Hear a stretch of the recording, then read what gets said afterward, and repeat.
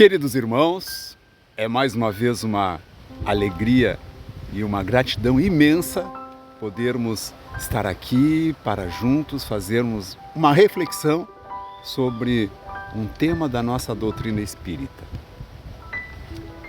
Que a paz do Mestre Jesus esteja no coração de cada um de nós. E a nossa reflexão de hoje se dará sobre um tema bem didático. Nossa reflexão é sobre a evolução do ser humano, que por consequência leva à evolução do nosso planeta. E o nosso Evangelho, segundo o Espiritismo, em seu capítulo 3, sobre este tema assim nos fala: o progresso é uma das leis da natureza e todos os seres da criação a ele estão submetidos pela bondade de Deus, que quer que tudo cresça, que tudo prospere. A própria destruição, que parece a muitos homens o final de todas as coisas, não é senão um meio de atingir pela transformação um estado mais perfeito, porque tudo morre para se transformar. E a Terra, segundo a lei do progresso, ela já esteve material e moralmente num estado muito inferior ao que está agora. E a Terra atingirá ainda um grau muito mais avançado. Ela já atingiu um de seus períodos de transformação em que mudou de mundo expiatório para um mundo regenerado. Mensagem transmitida pelo Espírito de Santo Agostinho lá no ano de 1862. Pois o Santo Agostinho está nos dizendo, nos lembrando que o nosso planeta Terra, ele já esteve em um estágio muito mais atrasado e que hoje encontra-se em um estado de evolução relativamente bom, mas que irá atingir um estado muitíssimo mais avançado. Há de se levar em conta que esta mensagem do Espírito de Agostinho foi há 160 anos atrás, o que, por suposto, nos leva a refletir que este nível de progresso que ele já tinha, que ele já visualizava há um século e meio atrás, hoje evoluiu ainda muito mais. Cristo certa vez nos disse: existem muitas moradas na casa de meu Pai. Por estas palavras, Cristo está nos dizendo que a casa do Pai é o universo por inteiro. E as moradas são os vários planetas existentes com vida inteligente que se equivalem, podemos dizer assim, com a nossa. É claro que algumas dessas moradas que estão na casa do Pai, que são os planetas, encontram-se em estágios diferentes. Umas estão bem mais evoluídas, outras um pouco menos, algumas no estágio que nós nos encontramos hoje. E quando o Santo Agostinho fala que nós vamos adquirir um grande progresso, que já estamos com um pé no mundo regenerador, o que significa esse mundo regenerador? Ora, nos diz a doutrina espírita que a evolução planetária ela se dá em 5 fases. Então vamos analisar cada uma dessas fases aqui da nossa morada chamada Terra, nosso planeta Terra. Nosso planeta inicialmente foi concebido como um mundo primitivo, um mundo onde aqui só reencarnavam ou encarnavam espíritos selvagens. Nesta época de mundo primitivo, o mal era predominante. A partir da segunda metade do mundo primitivo, começam a germinar sementes do bem. A partir daí, o nosso mundo, a nossa morada chamada Terra, se qualificou para mudar para o segundo estágio, que é o estágio de provas e expiações. Éramos então um planeta de provas e expiações. Expiação vem de expiar, e expiar significa pagar por um erro, pagar por um crime. E os espíritos que aqui chegavam, então vinham com este compromisso de pagar pelos erros cometidos, vinham para pagar.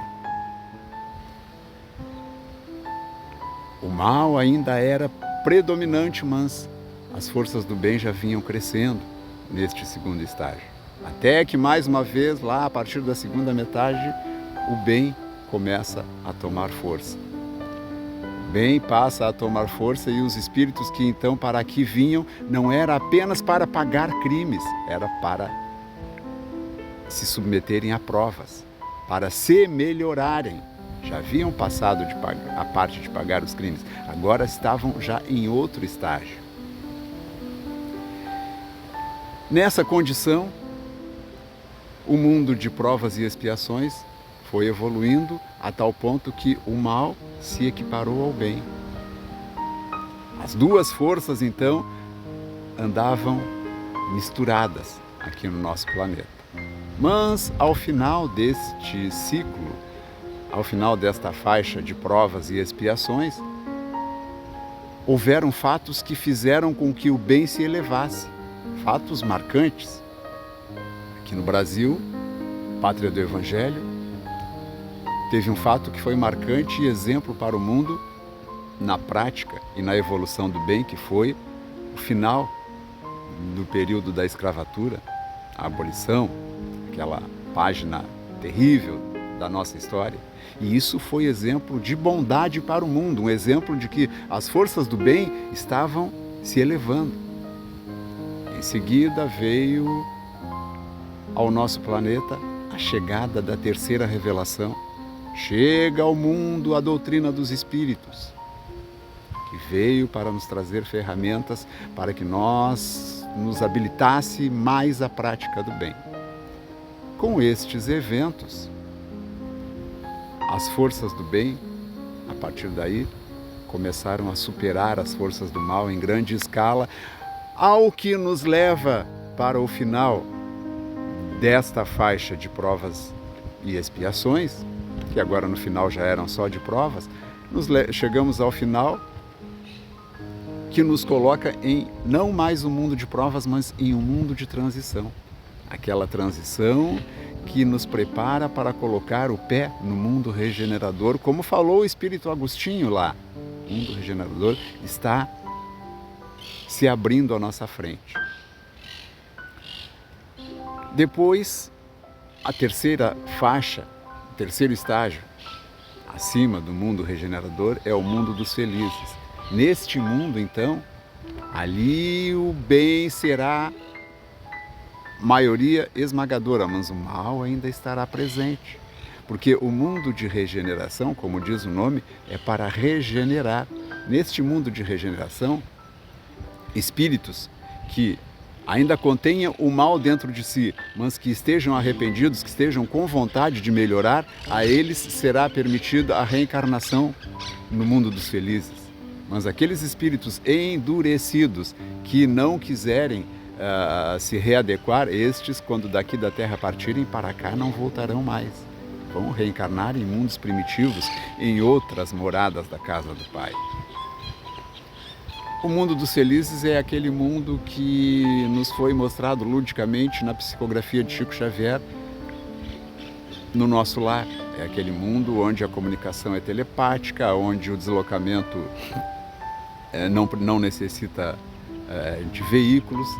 É aquele mundo já em um estágio onde o espírito, em grande parte, já se sobrepõe sobre a matéria.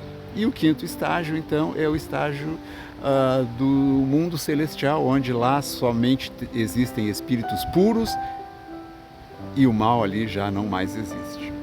Mas nós, retornando à nossa realidade, estamos aqui hoje no mundo de transição, colocando um pé já no mundo regenerador. Mas aí as pessoas perguntam, como é que o nosso planeta Terra está preparado para entrar em um mundo de regeneração? Como é que o mal é inferior ao bem Se nós vemos por aí tantas guerras, tanta miséria, tanta injustiça social, tanta a bandidagem à solta, pois então vejamos. Vivemos hoje em um mundo globalizado. O que acontece do outro lado da Terra chega a nós instantaneamente. Isso chega através das mídias. E as mídias necessitam de faturamento. E o faturamento vem da onde? De onde? Da audiência. A audiência. E o que chama mais atenção, que dá mais audiência, não são as notícias boas, são as notícias trágicas. Tende a maioria das pessoas a prestarem mais atenção naquilo que é notícia de tragédia. E por que isso? Porque quando nós ouvimos, uma pessoa ouve falar que lá em Angola está sendo desenvolvido um projeto educacional para aquelas crianças pobres, aí as pessoas olham, veem, mas pensam, poxa, isso aí já deveria ter sido feito há muito tempo, demorou. E não dão bola e saem andando. Mas quando essas pessoas veem uma notícia trágica, que o terrorista, não sei o que, invadiu lá, o sequestrador pegou, as pessoas ficam olhando para ver o desfecho daquilo e ficam se colocando no lugar, desperta o medo, desperta aquele sentimento que se fosse eu que estivesse naquele lugar. Então passa esse universo de pensamentos naquela pessoa. Ela passa a valorizar mais a sua vida por causa daquele acontecimento, em função do medo. Então isso chama mais atenção e isso acaba trazendo uma ideia falsa de que o mal está em maioria. Eventos importantes aconteceram no século XX que nos provam isso, projetos valorizando a cidadania, projetos de humanização animal. Nunca vimos os animais serem tão bem tratados, bem cuidados, os nossos pets. Quem agride um animalzinho vai para a prisão. Então, projetos de valorização ambiental nunca antes visto aqui no nosso planeta. Isto é uma prova de que o mal está com os dias contados. Isso é uma prova que sim, o bem é maioria e que estamos colocando um pé no mundo de regeneração. E a doutrina espírita é um grande partícipe nesse processo. E as casas espíritas são os locais onde as pessoas vão pegar as ferramentas para a conscientização daquilo que o professor Kardec exemplificou quando levantou a bandeira, dizendo que fora da caridade não há salvação. Ali, Kardec estava mostrando para o mundo que só há um caminho para que possamos evoluir. E este caminho é, sem dúvida nenhuma, o bem. Então, as pessoas perguntam, existe um tempo, uma data prevista para que realmente, de fato, a Terra passe a ser um mundo de regeneração? Não, não existe esse tempo marcado. Até falam que Chico Xavier determinou uma data de 2057, mas os espíritos realmente iluminados, de luz puros, eles não estabelecem data, não estabelecem dia, não estabelecem hora, nem local. Esses espíritos de luz, eles deixam tudo e sempre por conta do livre-arbítrio de cada um. Que assim seja.